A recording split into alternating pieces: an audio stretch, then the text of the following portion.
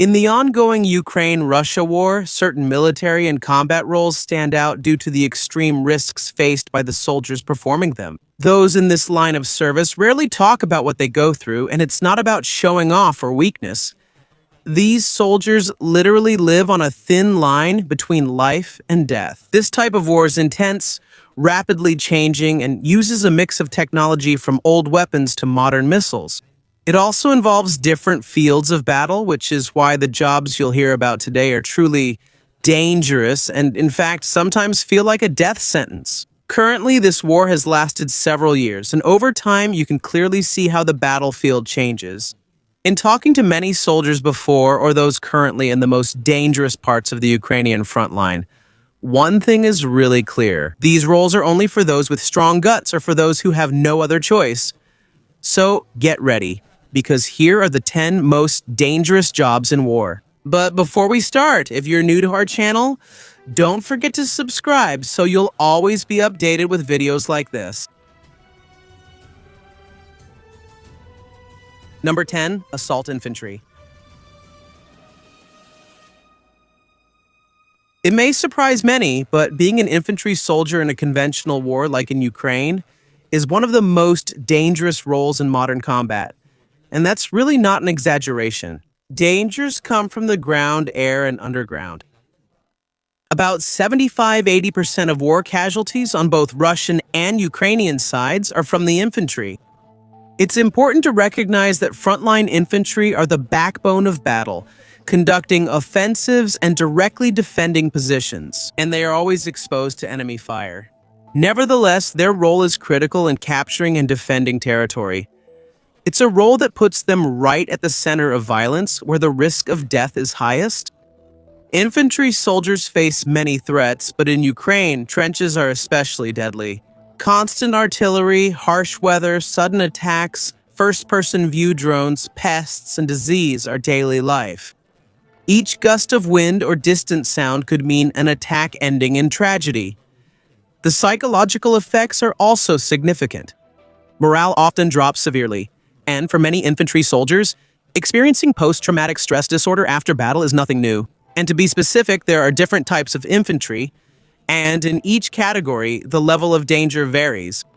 If the question is which is the most dangerous, there's only one answer. The assault infantry, both in the ranks of Yukon, are the units considered capable of carrying out successful but extremely dangerous raids. On the side of Ukraine, there are units like the Cracking Group, while in Russia, there are units such as the Storm Unit, which are regularly sent on missions that are almost beyond the boundary between life and death.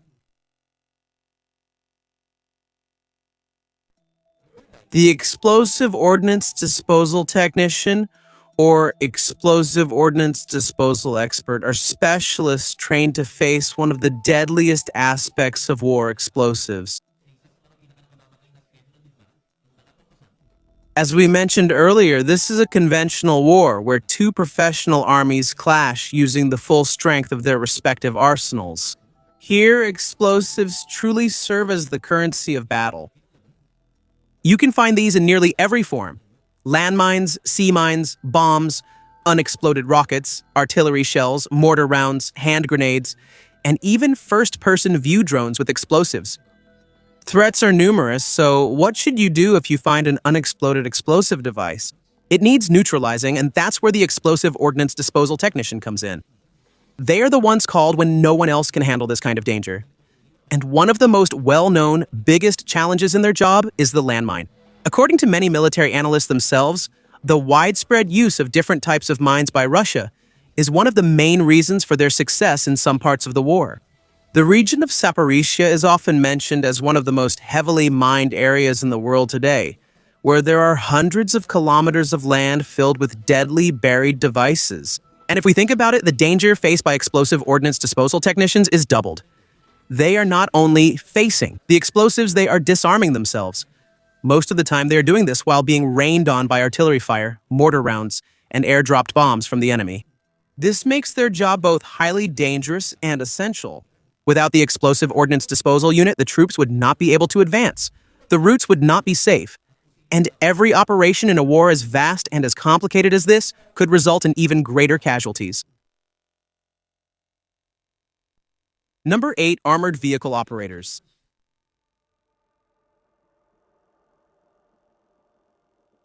The armored vehicle operators in the war in Ukraine are also a group that is in extreme danger. If you have been following the course of the war in the past few years, one thing is clear. Both Russian and Ukrainian forces have lost a huge number of armored and non-armored vehicles. From tanks and infantry carriers to supply trucks, Ukraine's battlefield has become a graveyard for military vehicles. Being an operator of these vehicles means you are always a target for anti-tank missiles, drones, artillery, and ambushes, even with thick steel surrounding you. Despite the heavy armor providing extra protection, operators of armored vehicles are still not truly safe.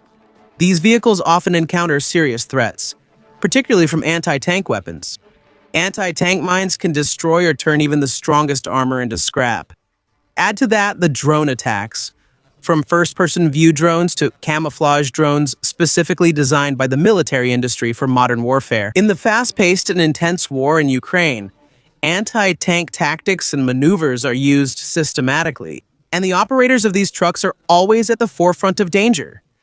Every day, they are caught between relative security and the sudden possibility of death. This shows that armored vehicle crews and drivers always face a high casualty risk.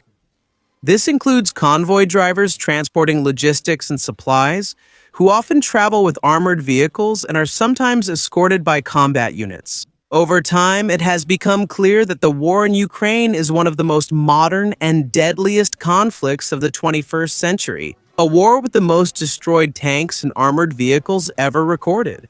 Social media platforms like Telegram and Instagram are filled with videos showing how both Ukrainian and Russian forces use all kinds of weapons to destroy tanks and armored vehicles. These images give us the harsh and unfiltered reality of war. And because of this, we can say without a doubt, being a tank driver or armored vehicle operator in the war in Ukraine today is one of the most dangerous jobs in the world. Number 7. Snipers.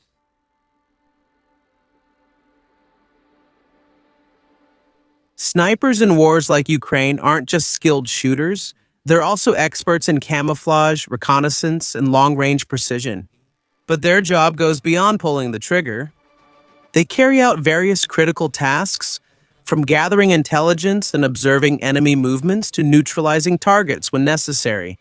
A well-positioned and skilled sniper is invaluable. At the right moment, he can inflict severe casualties, a fact both Russia and Ukraine are well aware of. Because of this, once the presence of a sniper is detected, both sides do not hesitate to unleash intense artillery barrages and direct fire to silence the threat and eliminate not only the sniper, but also any elements near him. Contrary to what many think, the presence of a sniper is not always desirable, even within one's own unit.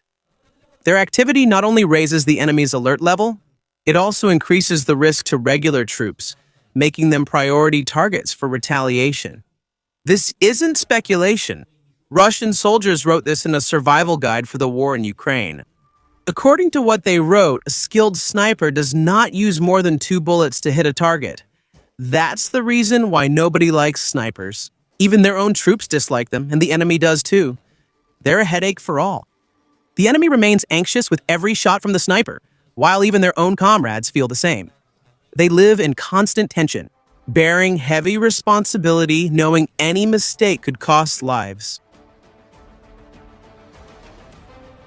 Number 6. Artillery. In the current war, one thing is clear. Artillery is the king of the battlefield. It has regained prominence and impacted at a level unseen in nearly 30 years. And when we say artillery, it's not just one type of weapon. All included pieces are part of it, like howitzers, cannons, mortars, missile launchers, anti-aircraft guns, self-propelled artillery, and anti-tank artillery. Although the natural characteristic of artillery allows for relatively long-range operations, which seems safer compared to direct frontline combat, modern war technology has changed this. The spread of first-person view drones, advanced rocket systems, and precision missiles held by both sides has greatly increased the danger for artillery units. As a result, targeting artillery and their operators is now a key strategic goal for both Russia and Ukraine. 7. Destroying a Boyevaya Machina, 30 Smerch on the Russian side or a 2S-1 Gvozdika on the Ukrainian side is more than just a tactical blow.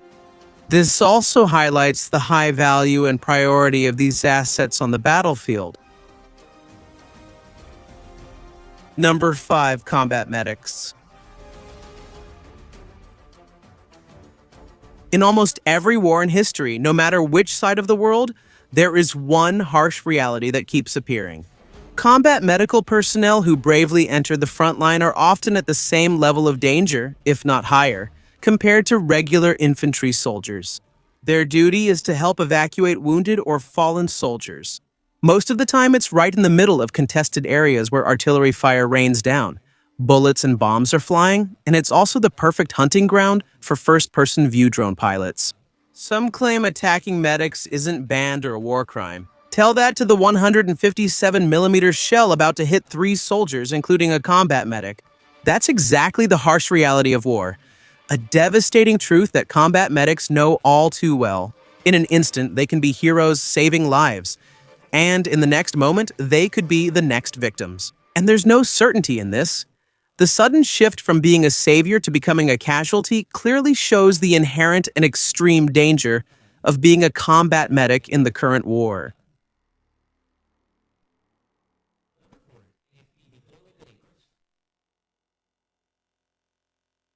In the many years we've been following and delving into this topic, one thing is truly clear. The first-person view drone has completely changed the dynamics of modern warfare. For just around $400 to $800, a first-person view drone can destroy a very expensive armored vehicle or take out several soldiers in a single attack. Its cost-effectiveness is almost unbelievable. However, the role of the first-person view drone is not limited to attacks alone. They also serve as the eyes of the entire unit from the sky, providing real-time intelligence and situational awareness, a strategic advantage that is rarely seen throughout the history of warfare. As a result, first-person view drone pilots are now high-value targets, making it crucial for the enemy to quickly identify and silence them. And it's really important that we also clear up a misconception. First-person view drone operators are not sitting in comfortable offices. First-person view drone operators are not sitting in comfortable offices, far from danger, controlling a joystick while holding a cup of coffee. What we're talking about here is a small first-person view drone, usually based on a commercial or recreational model, with a limited range of only about 4 to 5 kilometers. This means their operator must be dangerously close to the front line. The danger they face is almost equal to that of an infantry soldier, even though the actual attack is carried out from a distance. Despite this, first-person view drone pilots remain exposed to enemy artillery fire, counter-drone operators, and even enemy first-person view drones that specifically search for and target them. Number 3. Combat Engineers Sappers. Many people often think that war is just about shooting at anything that moves. But this perspective is far from the full reality of the battlefield. Behind the firefights, there is a role that is often overlooked but truly important: the role of combat engineers, also known as sappers. Sappers are the Army's mobility foundation. They are responsible for building defenses, digging trenches, repairing critical infrastructure, and creating pathways so that the troops can advance. All of this is usually done while under enemy fire, making them a strategic target themselves. Although their value is key to the success and progress of the operation, it comes at the cost of a very high level of danger. Another aspect that is often underestimated is accuracy. These soldiers handle some of the most sophisticated and important equipment in the entire theater of war. Retired Colonel Victor Love of Russia states that combat engineers handle more and heavier military equipment than any other unit, even tank crews and artillery units. He also emphasizes that every Russian sapper is required to fully understand and master this equipment, from large trench-digging machines to complex mine deployment systems. The vast minefields laid by the Russian combat engineers have proven to be nearly impenetrable, even when faced with modern weapons and equipment provided by the West to Ukraine, including advanced tanks and armored vehicles. And this is not just an opinion. What Colonel Love is saying also matches the testimonies of the Ukrainian soldiers themselves. They say a combat engineer's job is the opposite of explosive ordnance disposal units. Instead of removing or deactivating mines, they are the ones who place and set them in a strategic way. This leads to heavy casualties and failed advances for Ukrainian forces. This is also one of the main reasons why the Ukrainian counteroffensive in 2023 did not succeed as expected. This shows the significant strategic military value combat engineers bring to operations, and because of this, it's clear why neutralizing them becomes a tactical priority objective for the enemy. This is one reason why both sides often focus artillery fire and intense attacks against the Sappers. SIDE to soldiers assigned to amphibious assault. Soldiers assigned to amphibious assault are rarely discussed in the media. In the Ukraine war, this role has been among the deadliest, costing thousands of Russian and Ukrainian lives. To put things in the right context, Ukraine has a very important geographical feature, the Dnieper River. This river stretches from north to south, dividing the country into different zones and eventually flowing into the Black Sea. The map clearly shows it runs through nearly the whole country. As a result, both Russian and Ukrainian forces face the challenge of amphibious operations, having to cross the river to capture villages or cities on the opposite bank. At first glance, it seems simple. Send boats, build a temporary bridge, and cross. But in reality, this is one of the most dangerous maneuvers in war. Any soldier who's been through this will say the danger is very serious. Besides the ongoing gunfire from rifles, machine guns, and snipers, many areas of the Dnieper are even more heavily mined. Add to that the relentless artillery fire and ambushes, and this is the daily reality for the amphibious assault units. A concrete example of this is the battle for a village called Reconnaissance in the south of Kherson. At the height of the Ukrainian counteroffensive, hundreds of boats carrying soldiers were sent to reclaim or strengthen control over the area. The result was a massive number of casualties on the Ukrainian side. The soldiers who managed to reach the shore were immediately met with mortar and artillery fire, along with heavy machine gun fire and every force that could be used against them. By February 2024, Russia had taken full control of Reconnaissance, and Ukraine's amphibious tactic failed, leading to heavy losses. The other side was also unsafe. At times during the war, Russian forces suffered heavy losses trying to cross the Dnieper elsewhere. Any military strategist will tell you, forces crossing a river are usually at a serious disadvantage. Number 1. Reconnaissance and target teams. Reconnaissance and target acquisition teams play a very important role in war, a role that comes with extreme danger. These groups often operate close to the front line, and in many cases, even beyond enemy lines to gather critical information about enemy positions, movements, and capabilities. Their mission is the foundation of strategic planning. Their mission and strategic planning, Jakubas. This is a heavy responsibility. Because they are so close to the enemy and need to enter hostile territory, they are placed at a very high level of risk. They don't just face the possibility of direct confrontation, but also ambushes, making them easy targets for deadly drones or enemy patrols. Many viral videos online, especially on Telegram and Instagram, are uploaded by drone operators from both Russia and Ukraine. Ukraine clearly shows how an entire reconnaissance team can be wiped out in just a few moments. In many instances, these groups can even be identified in the videos, and that's enough to understand just how brutal and dangerous the work they do is. Their frequent appearance in this footage is no coincidence. It's proof they're a priority target for both sides. Here, the painful truth is clear. Despite their immense tactical and strategic value, this job is almost equivalent to a silent farewell.